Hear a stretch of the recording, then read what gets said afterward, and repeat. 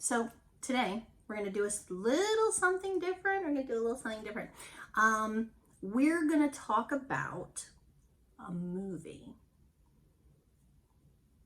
Not just any movie, because that's not what this channel is about, obviously. This channel is about normally romance novels, aka smut, aka lady porn, aka whatever. But today we're going to talk about a film that has garnered massive attention because it is sexy, y'all. You heard that? Sexy. Okay, so this movie that we're going to be talking about today, which some of you may have guessed, you probably already know based on the thumbnail because, hello, the thumbnail. We are going to talk about a little movie that was added to Netflix a few weeks ago called 365 DNI. DNI is apparently like the Polish word for days or something to that effect. So it was initially put on Netflix as 365, the numbers, 365 DNI. It has since been changed to 365 days, 365 days. So I guess that's like the English translation of the title of this movie. So this movie, and I will connect the dots for you guys so that you're not confused as to why I'm reviewing this.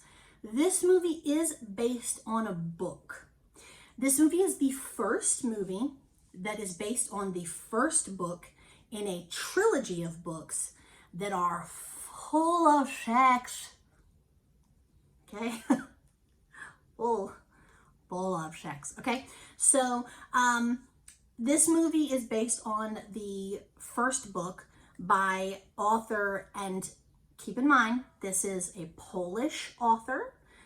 I am most definitely going to fuck up the pronunciation of all these names. So I apologize in advance. I'm sorry.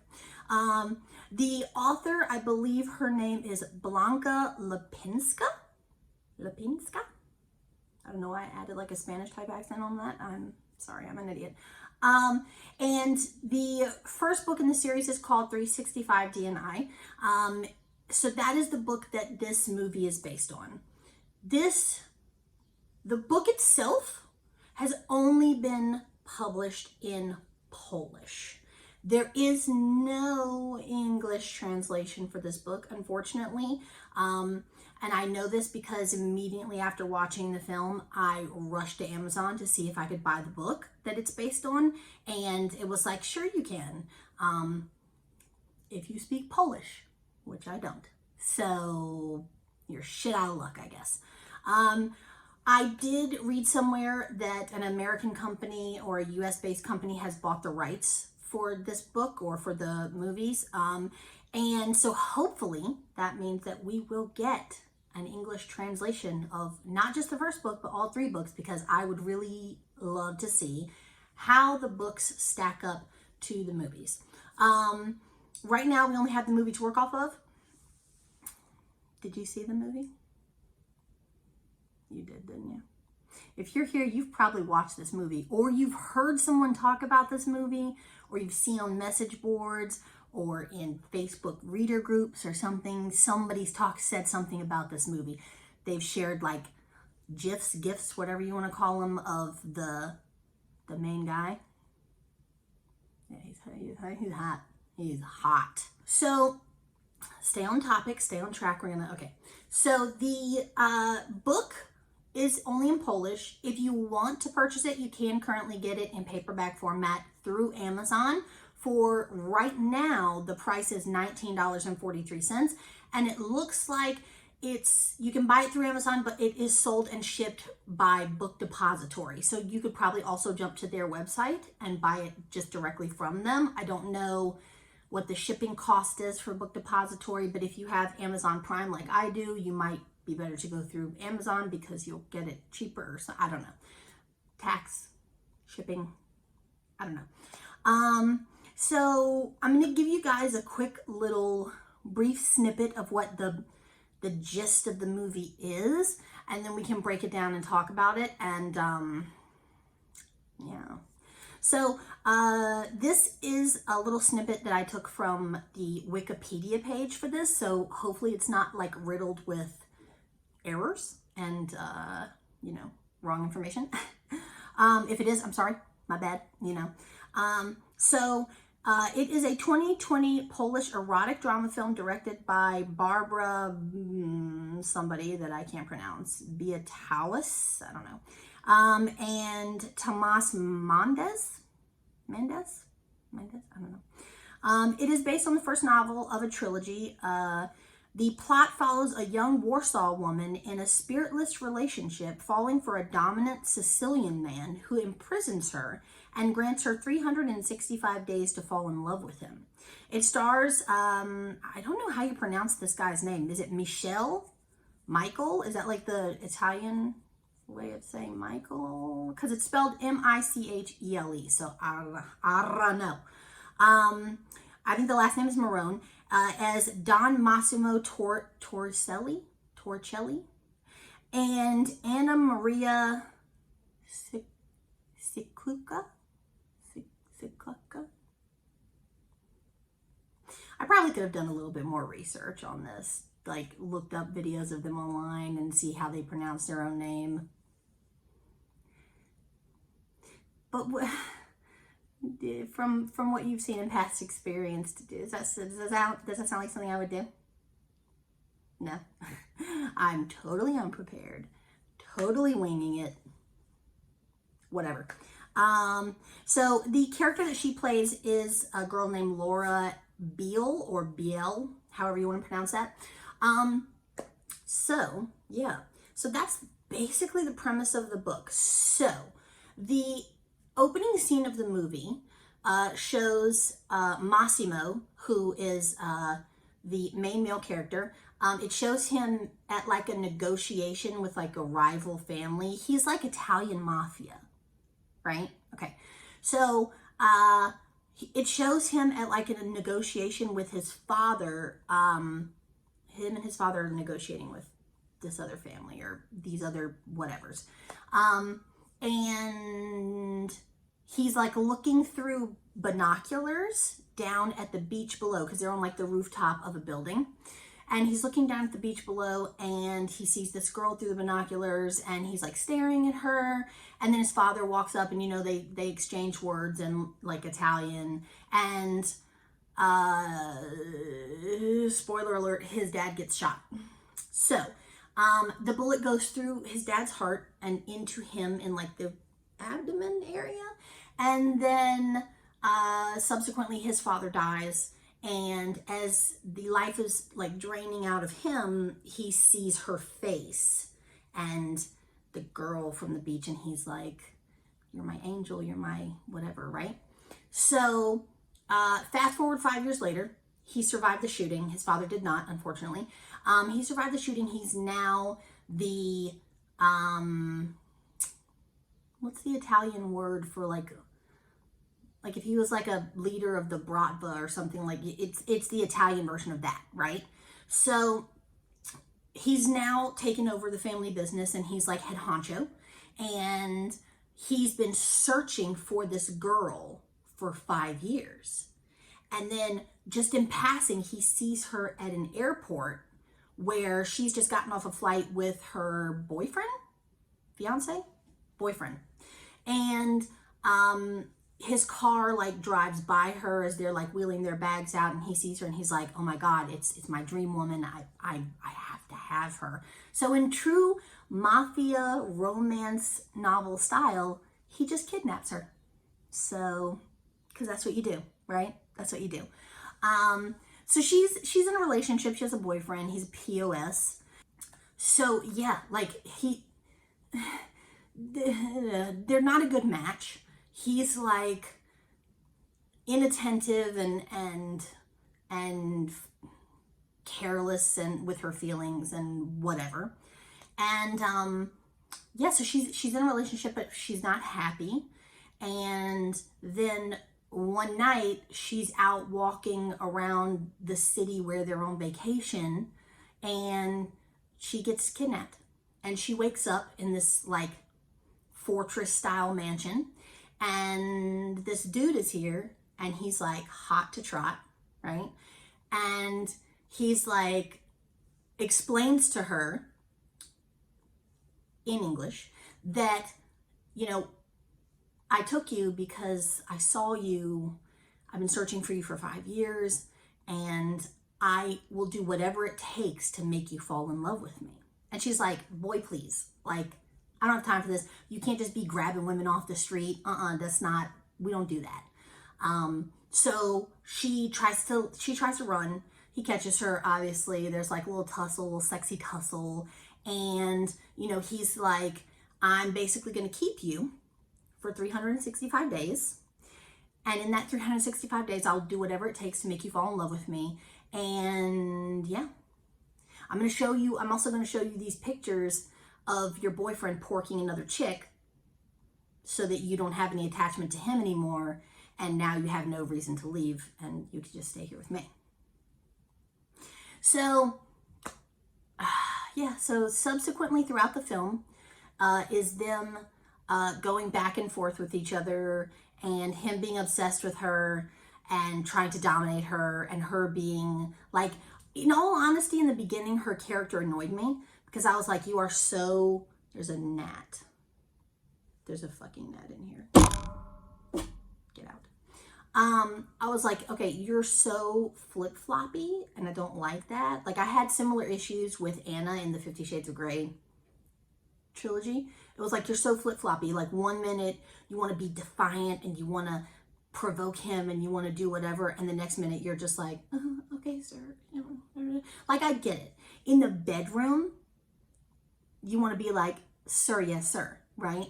But outside the bedroom, like, you should still have your own personality. You shouldn't just be like, you know, that annoys me. Over the course of the film, I got into it and I was like, okay, you know, you annoy me less. She, as an actress, like appearance wise, and like the way she carries herself, and like her hair, not the blonde wig at the end because I hated that. And if you've seen the movie, you know what the fuck I'm talking about. But when she had dark hair, like, and the way she talks, like, you can tell English is not her first language, right?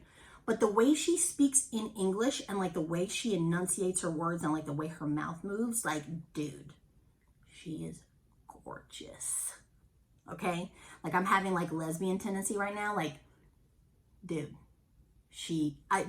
from the opening scene where it first shows her, which I still to this date don't really know what it is she does for a living.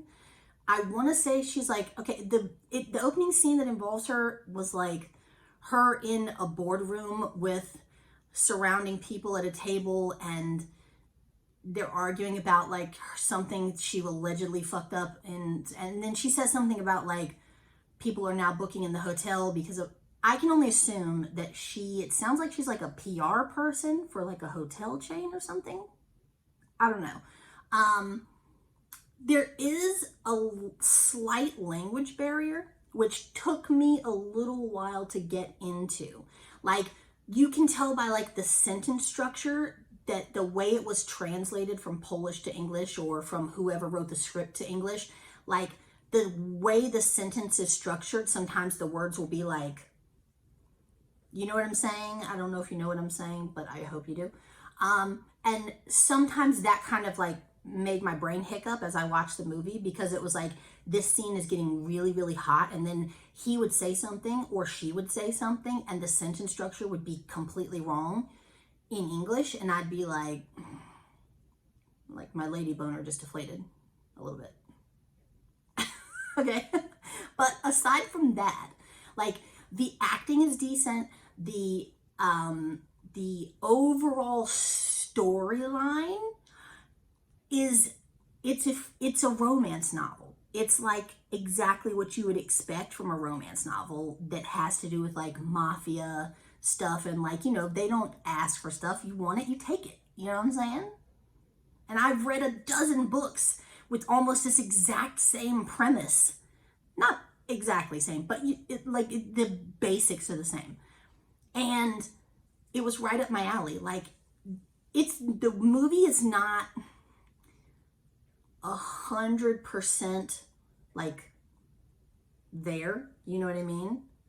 In terms of like language barrier and production wise, and there's another fucking gnat in here, and like acting and whatever, like some of the scenes felt a little bit contrived. I told people in one of my book groups, I was like, this reminds me of my husband's mom's cheesy Spanish novellas in certain places. Like there were certain scenes where I was just like, no, really? I mean, because it was just so like, it was like some of them were like little choppy little, or like overacted or something like that, right? For you guys who don't know, because just a little backstory.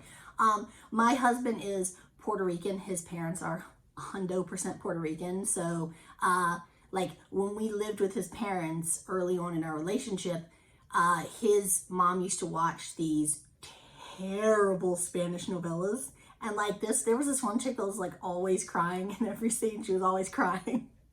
And I used to make fun of it because I would be like, what are you watching? But she loved them, and a lot of other people loved them. And that's what this reminded me of in certain parts. It also had like a little sprinkling of like that 50 Shades feeling. And then it also had a little sprinkling of the premise of Cressley Cole's Game Maker series. I don't know if you're familiar with that. If you are, props, because it's like one of my fucking favorite series. But yeah, so essentially over the course of this movie, she does end up falling in love with him, whether that's Stockholm Syndrome or whether it's legit love, I don't know. But she does end up falling in love with him. And then the end of the movie, there is a massive cliffhanger that I don't think a lot of people didn't know that this was part of a trilogy. So there may be 2 more movies forthcoming. And they thought that that's how the movie ended. And I saw so many people online like, what the fuck? What the fuck just happened? This is a terrible movie. It ended up blah, blah, blah. Okay, chill, all right? There's probably going to be 2 more movies, even if they're straight to DVD type, whatever. Come on, okay? But I have seen so many, you either loved the movie or like you were totally put off by the movie. Which I think a lot of people did that with like 50 Shades. Like they either were like obsessed or they were like, no, these movies are absolute garbage. I was not in between. I was more on leaning towards the side of I'm obsessed. There were things about it that irked me, but overall, I did watch the movie 3 times. So I guess that says something about whether or not I liked it. The sex scenes, because let's get real, let's get down to it. This movie, this channel is about the smut. So let's get down to it. The sex scenes in this movie,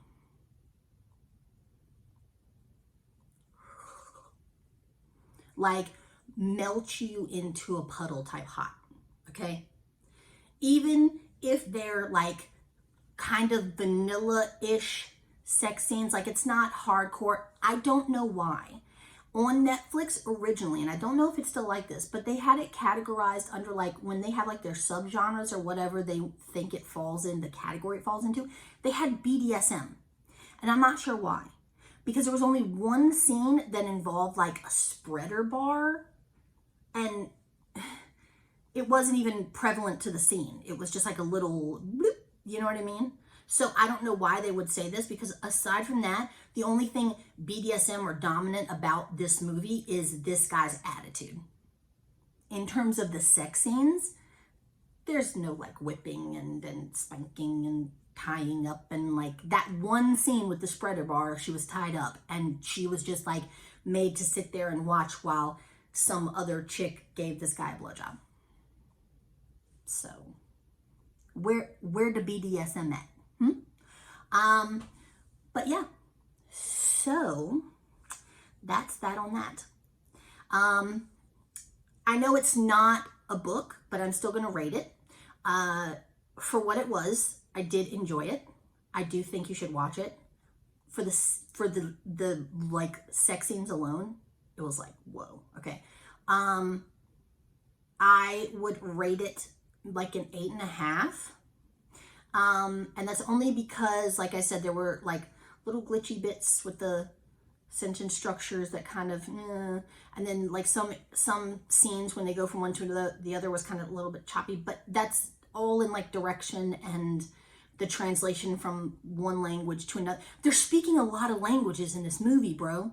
Like, she speaks Polish in some scenes. He's speaking Italian in a lot of scenes. And then they're both trying to speak English in the majority of the movie. There's going to be shit lost in translation. You know what I'm saying? So I give it a pass on that. So 8.5 would be my rating, because I would recommend that you watch it. It was an overall good story. Like I said, it's just like a lot of other romance novels that I've read and enjoyed. So I think you would like it. I do pray that at some point they translate the books into English and that they do them well.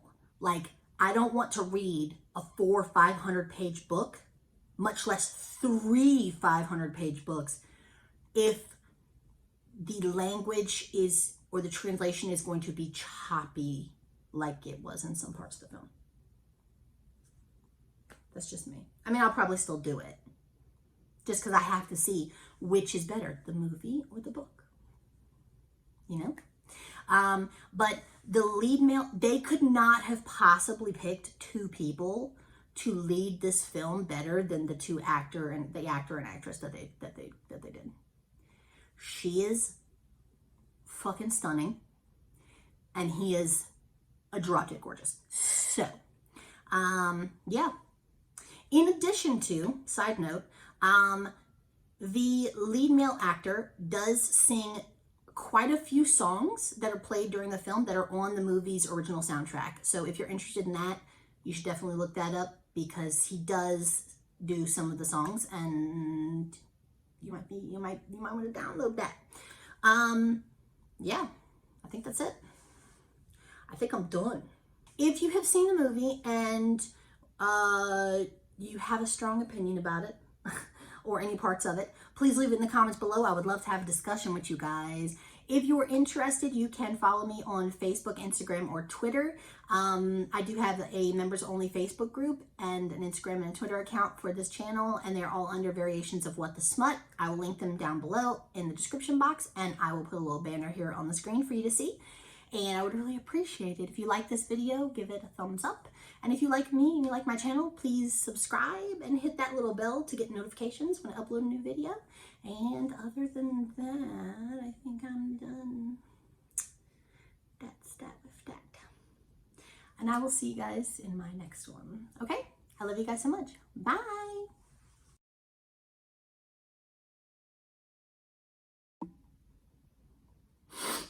Okay. We're just gonna jump right into it. Okay. I don't even know where to begin with this video. That has garnered widely whatever. What the fuck is the word I'm looking for? Do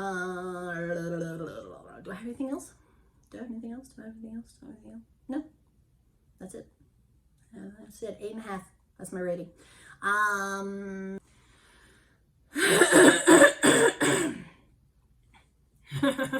Rona. Okay.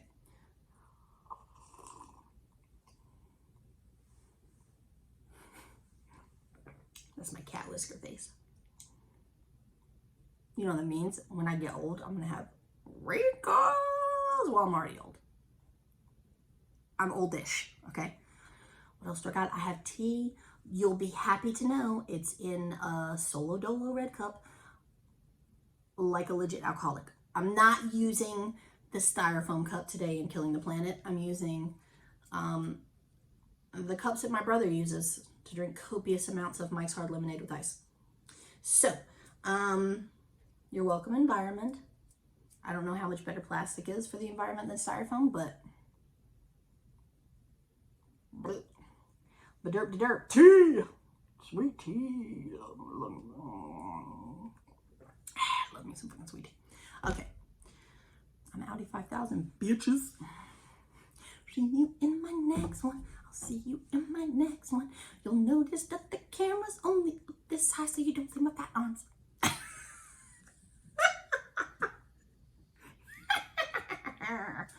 Evil witch laugh. Okay.